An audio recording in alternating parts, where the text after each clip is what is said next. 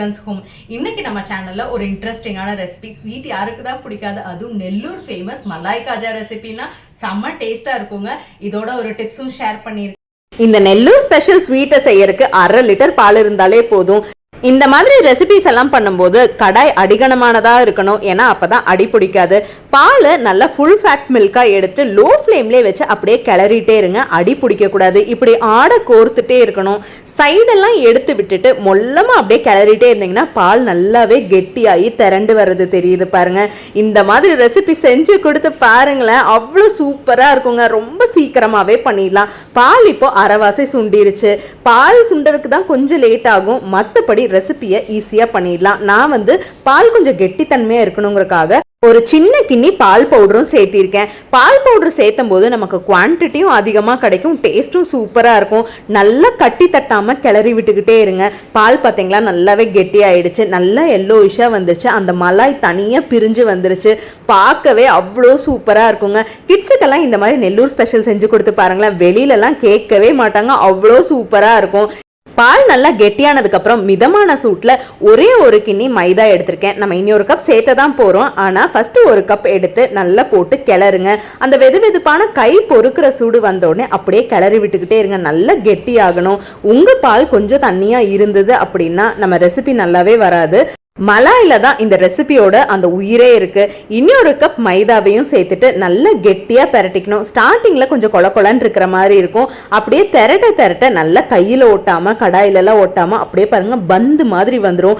எந்த ஒரு கிராக்குமே இல்லாம ஒரு 10 நிமிஷம் ஊற வச்சிருங்க. கை உள்ள போனா வெளியில வரணும். ஜீரா அதுக்குள்ள ரெடி பண்ணிடலாம். ஒரே ஒரு கப் தண்ணி எடுத்திருக்கேங்க, அதிகமான தண்ணியெல்லாம் வேண்டாம், ஏன்னா நம்ம இதை கொதிக்க தான் வைக்க போறோம். 1/2 கப் சர்க்கரை எடுத்திருக்கேன். இதை அப்படியே கிளறி விடுங்க. கம்பி பதெல்லாம் வரணுங்கிற அவசியமே இல்லை, சும்மா கொதிக்க வச்சாலே போதும். ஏன்னா நம்ம இனியும் கொதிக்க வைக்க வைக்க அந்த ஜீராவோட பதம் வேற மாதிரி மாற ஆரம்பிச்சிடும். ஒரே ஒரு ஸ்பூன் ஏலக்காய் தூள் பாருங்க, சைடெல்லாம் நல்லா கொதிச்சு வந்துருச்சு. இப்போ ஆஃப் பண்ணிடுங்க. நம்ம உருட்டுற விதத்துல தான் நம்ம மலாய் காஜா ரெசிபியே வருங்க. கடையில பண்ற மாதிரி சேம் டேஸ்டா இருக்கும். நான் கொஞ்சோண்டு கீயை அந்த மாவுக்கு மேலேயே வச்சிருக்கேன், ஏன்னா நம்ம கீழே அங்க இங்கன்னு வச்சா அது வேஸ்ட் ஆயிடும். மாவுக்கு மேலேயே வச்சா நம்ம எடுத்து தொட்டு உருட்டுறதுக்கு ஈஸியா இருக்கும். மாவை இந்த மாதிரி உருட்டுனீங்கன்னா நம்ம கடையில வாங்குவோம்ல அதே ஸ்டைல்ல இருக்கும் பார்க்கறதுக்கு. 2 கையில மாவை நடுவுல வச்சுட்டு உள்ளங்கையில ஒரு அழுத்த அழுத்தி சென்டர்ல நம்ம பெருவிரலை வச்சு ஒரு அழுத்தினீங்கன்னா ஒரு குழி மாதிரி வரும். அப்பதான் நம்ம ரெசிபி நல்லாவே வேகும். இந்த மெத்தட்ல எல்லா உருண்டையுமே உருட்டிக்கோங்க, பார்க்கவும் சூப்பரா இருக்கும், டேஸ்டும் சூப்பரா இருக்கும். இந்த மாதிரி ரெசிபி ஒரு தடவை பண்ணிட்டீங்க, அந்த டேஸ்ட்ல அப்படியே மயங்கிடுவீங்க. சென்டர்ல நம்ம குழி போட்டாதான் அந்த ட்ரெடிஷ்னல் ரெசிபி பார்க்கவும் அப்படியே இருக்குங்க. ஒரு சின்ன பிட் எடுத்து எண்ணெய்க்குள்ள போட்டு பாருங்க, எண்ணெய் அதிகமா ஹீட்டா இருக்கக்கூடாது. நம்ம போட்டுட்டு சுத்தி பபிள்ஸ் வர ஆரம்பிக்கணும், ஏன்னா ரொம்ப சூடா இருந்ததுன்னா ரொம்ப கருகுன மாதிரி ஆயிடும். லோ ஃப்ளேம்ல வச்சு ஒண்ணா போட்டு பாருங்களேன், அப்படியே பபிள்ஸ் எல்லாம் வர ஆரம்பிச்சிடும். இந்த ரெசிபியை மிதமான சூட்ல வச்சு ஃப்ரை பண்ணாதான் டேஸ்ட் சூப்பரா இருக்கும். பபிள்ஸ் எல்லாம் சைட்ல இருந்து எந்திரிச்சு வருது பாருங்க. இப்போ நம்ம திருப்பி போட்டு ஈவனா எல்லா பக்கமே பிரவுன் கலர் வர்ற வரைக்கும் புரட்டி போட்டாலே போதும். கேஸ் அதிகமான தணலா இருந்தது அப்படின்னா அடிக்கடி ஆஃப் பண்ணிக்கோங்க.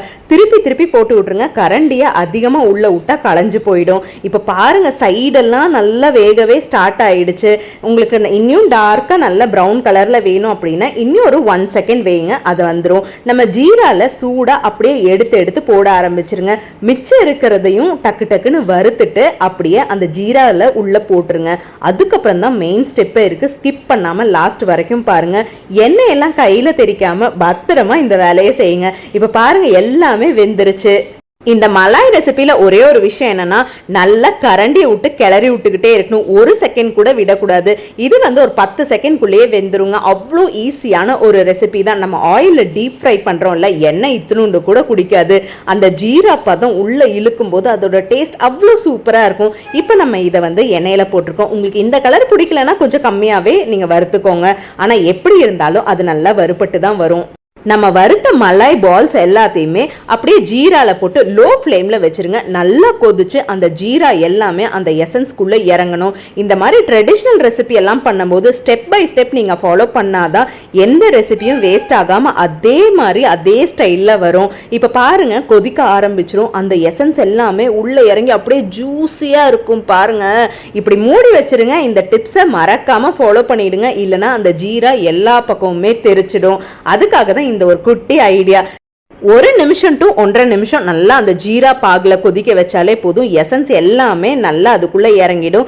இவ்வளோ எசன்ஸ் இருக்குல்ல, இந்த எசன்ஸ் எல்லாமே அந்த பால்ஸ்குள்ள இறங்கணும். அது வரைக்கும் நம்ம லோ ஃப்ளேம்லயே வச்சு கிளறிக்கிட்டே இருக்கணும். இப்போ பாருங்க 50% அது நல்லா குடிச்சிருச்சு. அடிக்கடி கரண்டியை உள்ள விட்டுறாதீங்க, அப்போ அதோட தோல் எல்லாம் கிழிஞ்சிடும். நல்ல லோ ஃப்ளேம்ல வச்சு ஒரு 1 to 2 மினிட் இருந்தாலே போதும். ஹை ஃப்ளேம்லலாம் வச்சிடாதீங்க, ரொம்ப கருகிடும். இப்போ பாருங்க ஜீராலாம் முக்கால்வாசி குடிச்சு நல்லா உப்பி வந்துருச்சு. அவ்வளோதான், இந்த ரெசிபி ரொம்ப சிம்பிளுங்க. இந்த வீடியோ உங்களுக்கு பிடிச்சிருந்ததுன்னா ஸ்வீட் பிடிக்குங்கிற உங்க ஃப்ரெண்டுக்கு மறக்காம இந்த வீடியோவை அனுப்பிச்சு விட்டுருங்க. அவங்களுக்கும் இந்த ரெசிபி யூஸ்ஃபுல்லா இருக்கும். நம்ம குழி போட்டோம் பார்த்தீங்களா, எவ்வளோ அழகா அந்த குழி தெரியுது. இந்த ரெசிபியை இந்த மாதிரி பண்ணாதான் அவங்களோட ட்ரெடிஷன் அப்படியே இருக்கும். இந்த நெல்லூர் மலாய் காஜா வந்து ரொம்ப ஈஸியான ரெசிபிங்க. நிறைய பேர் இது கஷ்டமா இருக்கும், செய்ய முடியாது, பாலெல்லாம் ரொம்ப நேரம் வச்சு கிண்டிக்கிட்டே இருக்கணும்னு நினைக்கிறவங்களுக்கு இந்த மெத்தட் ஒரு ஈஸியா இருக்கும். இது ஒரு ட்ரெடிஷ்னல் ஸ்வீட்டும் கூட, ரொம்ப டேஸ்டியா இருக்கும். இந்த மெத்தட்ல ட்ரை பண்ணி பாருங்க. ஜீரா எல்லாம் இழுத்து பார்க்கவே அவ்வளோ சூப்பரா இருக்கு.